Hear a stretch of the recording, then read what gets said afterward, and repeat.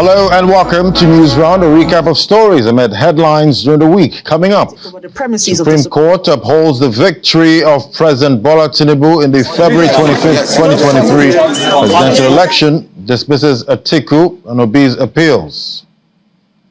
And House of Representatives invites Governor of the Central Bank of Nigeria, Olayemi Cardoso, over new policy lifting forex restrictions on 43 items. And court rules in favor of Nigeria and the enforcement of $11 billion Process and Industrial Development Limited Arbitration Award. Plus, more overnight raids by Israel in Gaza as ground forces begin to move into the Gaza Strip. And that's News Round in View. To the stories now. After months of legal battle following the conclusion of the 2023 presidential election, the Supreme Court has finally delivered judgment on the appeals filed to challenge the victory of President Bola Tinubu in the February 25th presidential election. The appeals were filed by the presidential candidates of the People's Democratic Party, Mr. Atiku Abubakar, and the Labour Party, Mr. Peter Obi. The 7-member panel, led by Justice John Okoro, unanimously dismissed the appeals after resolving on all the issues raised by them in favor of the president. Security operatives take over the premises of the Supreme Court ahead of the presidential election petition judgment. The courtroom is quite busy as senior lawyers and top government dignitaries exchange pleasantries ahead of the day's proceedings. Just before the commencement of the judgment, the Apex Court approved the live broadcast of the proceedings. The 7-member panel, led by Justice John Okoro, arrives and takes the appeal of the presidential candidates of the PDP, Mr. Atiku Abubakar. Justice Okoro read the lead judgment and he struck out the allegation by Mr. Abubakar that failure to promptly upload the polling unit results of the election to the IREV amounted to non-compliance with the provisions of the Electoral Act, which he believes should invalidate the election. Filed on the 18th of September. The court dismissed the argument, explaining that the IREV is not a result collation platform and could not have invalidated the election. Case number 23 CV. The court also held that President Tinubu's failure to score 25% of the vote in the Federal Capital Territory, when he had polled 25% votes in over 24 states as required by law, did not affect his victory in the election. The court also held that Atiku failed to prove his allegation of widespread rigging during the election or that he won the election. Justice Okoro held that there was no merit in the appeal and subsequently dismissed it. That all the issues submitted by all the parties are similar and any could be adopted for guidance. I propose, however, to determine this appeal based on the issues as formulated by the appellants. After all, it is their own appeal. Issue 1. The thrust of Issue 1 is whether the lower court was right in refusing to hold that the failure of the first respondent to electronically transmit results from polling units nationwide for the collation of results introduced by the Electoral Act 2022 and specified in the regulations and guidelines for the conduct of elections 2022 and manual for election officials 2023 does not amount to non-compliance, which substantially affected the outcome of the election. The court had earlier dismissed the bid by Mr. Abubakar to tender fresh evidence of certificate forgery against President Tinubu. The panel held that it lacked the jurisdiction to entertain such evidence that was not tendered before the Presidential Election Petition Court. Justice Okoro accused lawyers to Mr. Abubakar of being tardy in their attempts to obtain the evidence and tender it at the lower court. Next, the panel turned to the appeal of the Labour Party and its presidential candidate, Mr. Peter Obi. In a unanimous judgment, the 7-member panel of the court, led by Justice John Okoro, summarily dismissed the appeal, stating that the issues raised were substantially the same as Mr. Abubakar's appeal. According to the court, the only issue different in Mr. Obi's appeal is the allegation of double nomination of Vice President Kashim Shettima. The court relied on its earlier judgment and dismissed the appeal. The verdict is final. President Bola Tinubu has been declared President of the Federal Republic of Nigeria for the next 4 years by the Supreme Court, which affirmed the judgment of the Petition Court that delivered judgment on September 6, 2023. This brings to an end about 7 months of legal battle between all the parties involved in the case. From the Supreme Court of Nigeria, Emanuela Ekele, Channels Television News. The president has reacted to the Supreme Court verdict that upheld his election victory. President Bola Tinubu says the judgment has laid to rest the agitations trailing the outcome of the keenly contested poll. He gave his response when some leaders of the ruling APC and other government officials called at the villa to congratulate him. Expectant, patiently waiting, President Bola Tinubu followed the live broadcast of the Supreme Court's proceedings from his office at the Presidential Villa, Abuja. Aides, party members and members of his cabinet are present. After several hours, the Supreme Court delivered its verdict and excitement filled the president's office. The office then fills up as more people come in to congratulate the president. All issues too. All issues. You didn't get one issue. You didn't get one. Prayers are also offered. We pray, O Allah, that He will continue to give more wisdom to these judges. Reacting to the judgment, President Tinubu said the court should be commended for its commitment to the rule of law.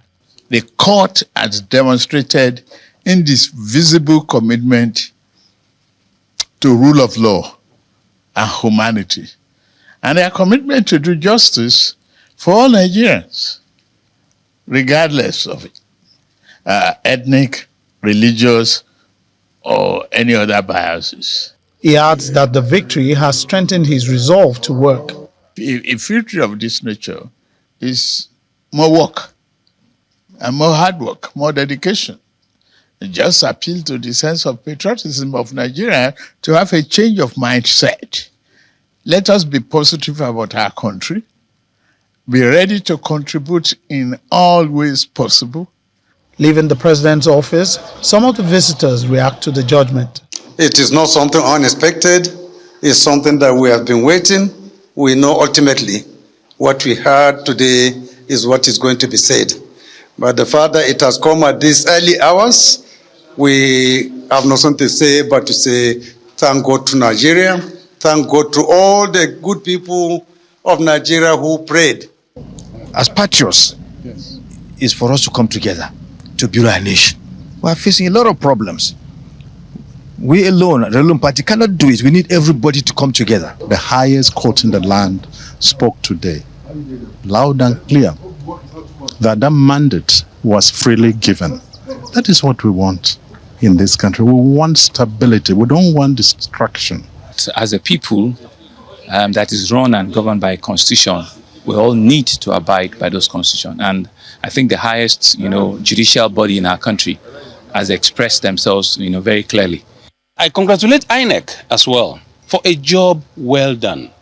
It couldn't have been better than this at this time, even though there are areas of improvement. But I congratulate them for taking their time painstakingly to do a good job that has been affirmed today by the highest court in land. With politics and the legal battles out of the way, the coast is now clear for governance, as Nigerians will be looking forward to the fulfillment of all the promises made by President Bola Tinubu. From the Presidential Villa, Landry Lasisi, for Channels Television News. Meanwhile, the People's Democratic Party says it's appalled by the judgment of the Supreme Court. According to the opposition party, there's a sad commentary for the nation's democracy that the Supreme Court failed to uphold the provisions of the law.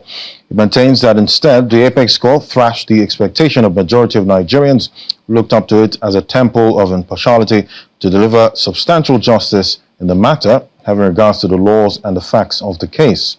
In a statement released by the party following the judgment, the party says Nigerians earnestly expected the Supreme Court to uphold and defend the clear provisions of the 1999 Constitution in terms of qualification and minimum requirement for a winner to be declared in a presidential election in Nigeria, especially with regards to the required statutory 25% of votes in the FCT, as well as issues of violation of electoral rules and guidelines, brazen manipulations, and alterations of election results by the APC.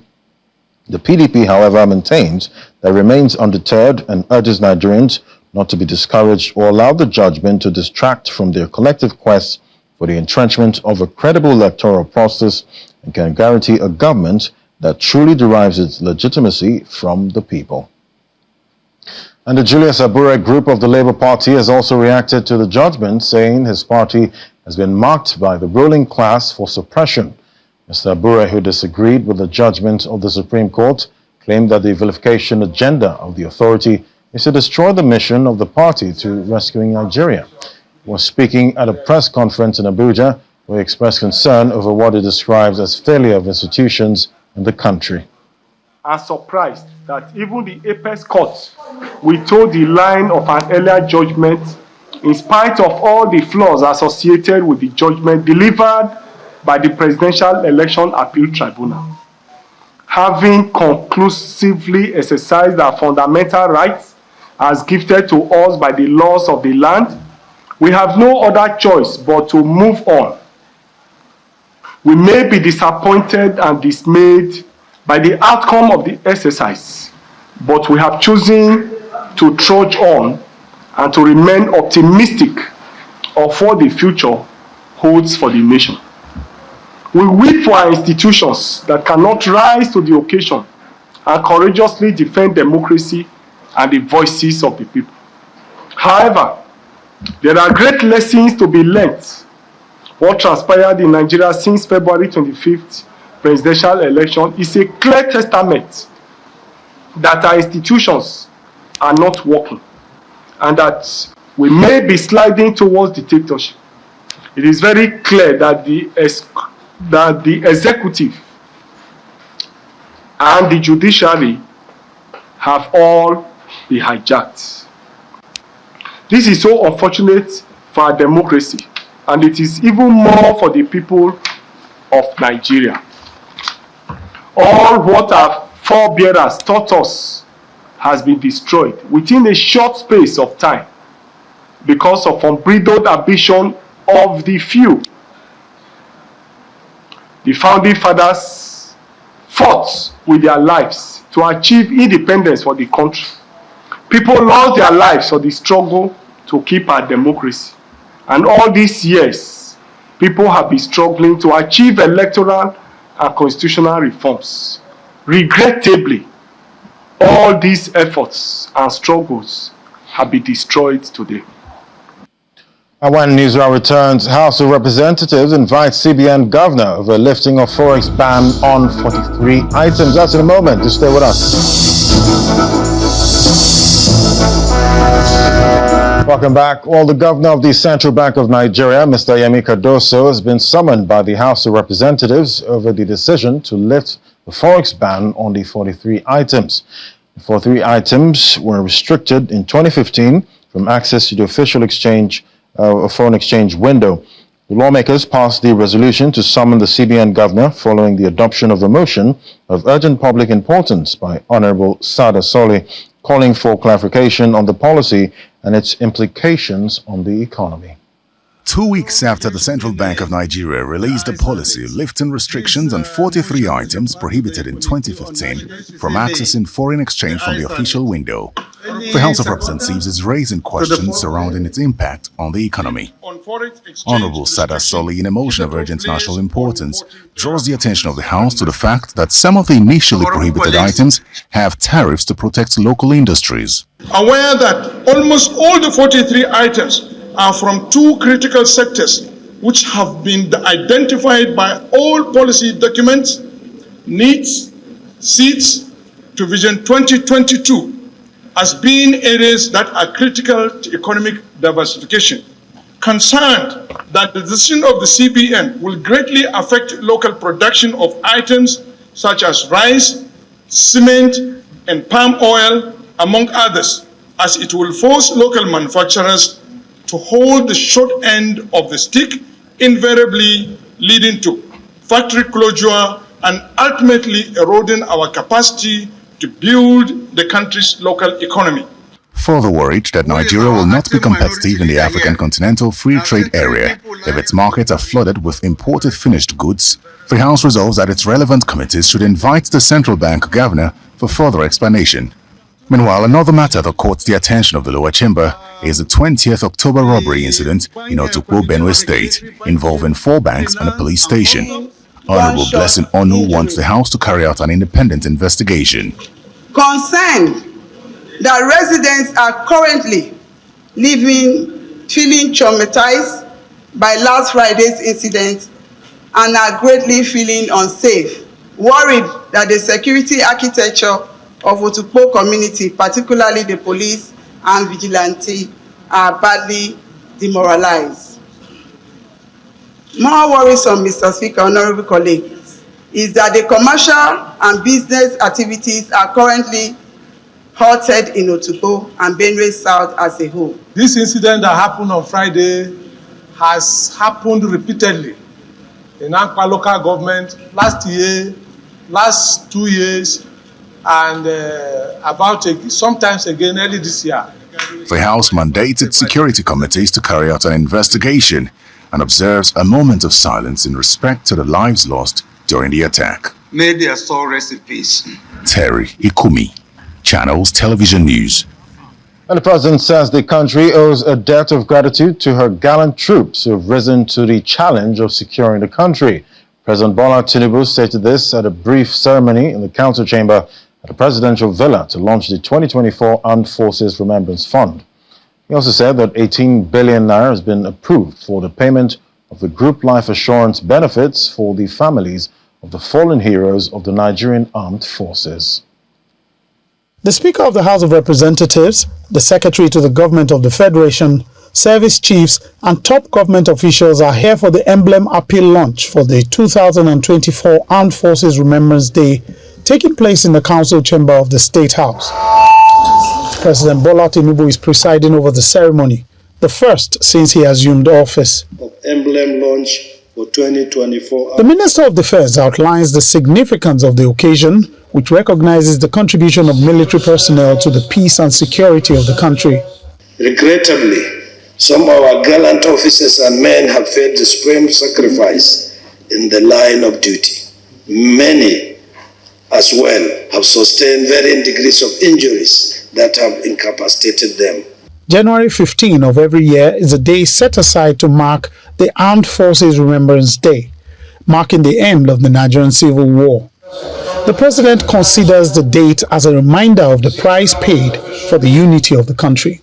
As the beneficiary of that sacrifice, we have an obligation to guard that unity jealously and sincerely.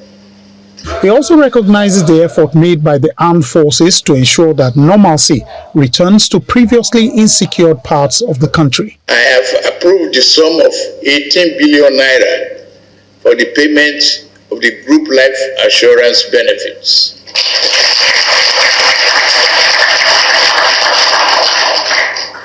Benefits and other entitlements to the families of service members who lost their lives in line of duty. The national chairman of the Nigerian Legion then takes time to decorate the dignitaries, starting with President Tinubu.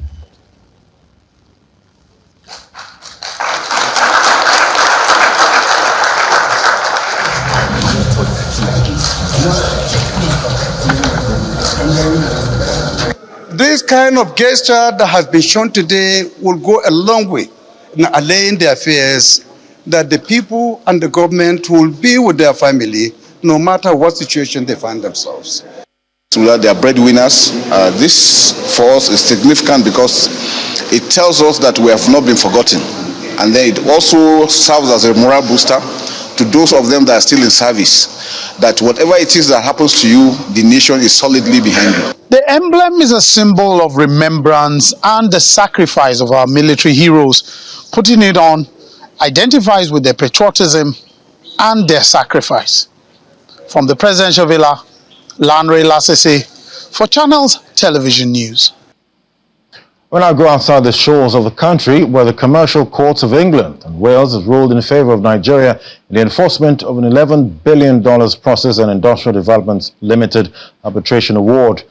By the judgment handed down physically in open court and electronically by email to the parties by Justice Robin Knowles, Nigeria succeeded in stopping the enforcement of the award, which was initially in favor of PNID.